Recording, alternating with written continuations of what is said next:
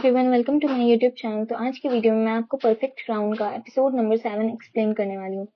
तो स्टोरी के शुरुआत में हुईजू और प्रिंस दोनों एक साथ थे और उसके बाद सीन चेंज हो जाता है जहाँ पे ह्यूनजू और प्रिंस दोनों एक रेसिडेंशियल पैलेस में गए हुए थे और दोनों एक दूसरे की तरफ भी नहीं देख रहे थे।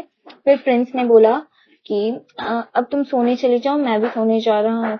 उसके बाद फिर से सीन चेंज हो जाता है जहाँ पे हुईजू सोने जाती है लेकिन उसे नींद नहीं आ रही रहती है क्योंकि वो प्रिंस के बारे में सोच रही रहती है। उसके बाद वो सोचने लगती है कि मैं इतना क्यों सोच रही हूँ और वो पूरा फ्रस्ट्रेट हो जाती है। बट सीन चेंज हो जाता है और हमें प्रिंस को दिखाया जाता है जो कि अपने रूम में हुईजू के बारे में सोच रहे थे और उसके बाद वो अपने रूम से बाहर निकलकर हुईजू के खिड़की के सामने चले जाते हैं और वो उसे आवाज भी लगाते हैं लेकिन वो कुछ जवाब नहीं देती है। और उसके बाद हमें दिखाया जाता है हुईजू को उसका दिल बहुत जोरों से धड़क रहा था लेकिन जब उसने जवाब नहीं दिया तो फिर प्रिंस वापस चला गया। उसके बाद हुईजू अपने दिल पर हाथ रख के कहती है कि तुम इतने जोर से क्यों धड़क रहे थे। उसके बाद फिर सीन चेंज हो जाता है, सुबह का समय हो जाता है जहाँ पे हुईजू अपने कमरे से बाहर निकल रही थी और उसका प्लान था चुपके से वहां से बाहर निकल जाने का। लेकिन उसी वक्त प्रिंस आ जाते हैं और उससे पूछते हैं कि तुम कहाँ जा रही हो। तो वो बोलती है मैं सीईओ हूँ तो मुझे जाना जरूरी है, मुझे जाना होगा। और वो उसे देखकर लड़खड़ाने लगती है और गिरने वाली रहती है, तब प्रिंस उसे पकड़ लेता है।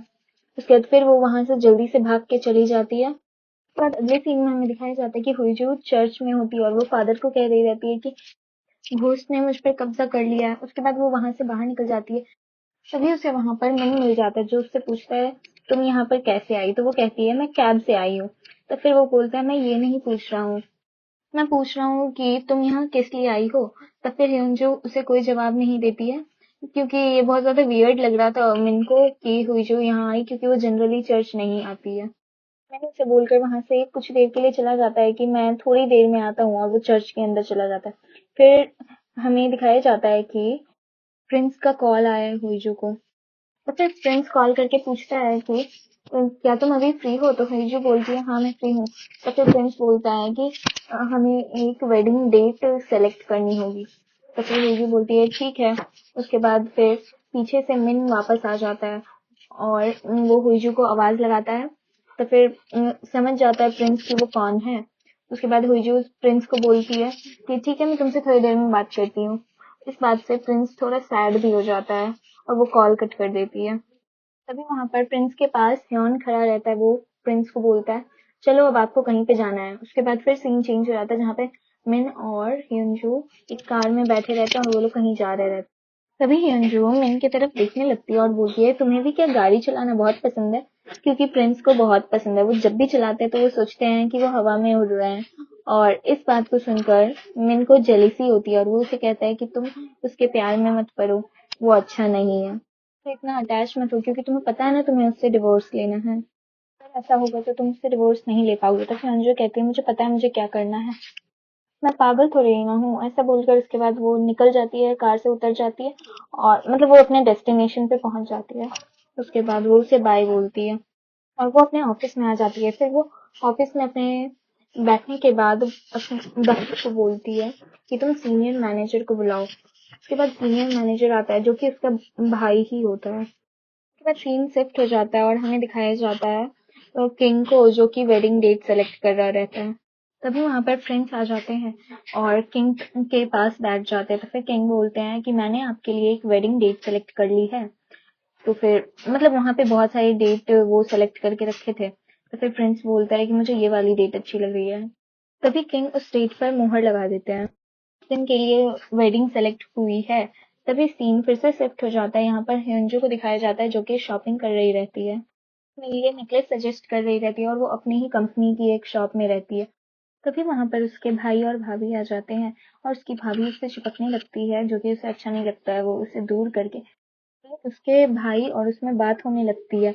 वो कहती है कि अगर तुम मेरी कंपनी को अच्छे से नहीं संभाल पाए, अगर तुम संभालने में फेल हो गए तो मैं तुम्हें जान से मार दूंगी। ऐसा बोलकर वो वहां से चली जाती है। फिर श्याम बोलने लगता है जो कि योंजू का भाई है, ये तो मुझे सीधा धमकी दे रही है। उसके बाद उसकी वाइफ उसे समझाने लगती है। उसके बाद दोनों खुश हो जाते हैं। उसके बाद फिर से सीन चेंज हो जाता है जहाँ पे हमें दिखाया जाता है कि ह्योंजो अपने कार में बैठी रहती है अपनी पीए के साथ ये पूछती है, क्या आप सच में अपनी कंपनी अपने भाई के नाम कर रही हैं? तो hyunjo बोलती है, हाँ मैं कर रही हूँ और जब मैं वापस आऊंगी तो मैं उनसे ले लूंगी। उसकी पीए उसे वहां ले आती है जहाँ पे प्रिंस का घर था, यानी ग्रैंड पैलेस में। और वहां पर जो है जाकर hyunjo पूछती है कि तुम मुझे यहाँ क्यों ले आई हो?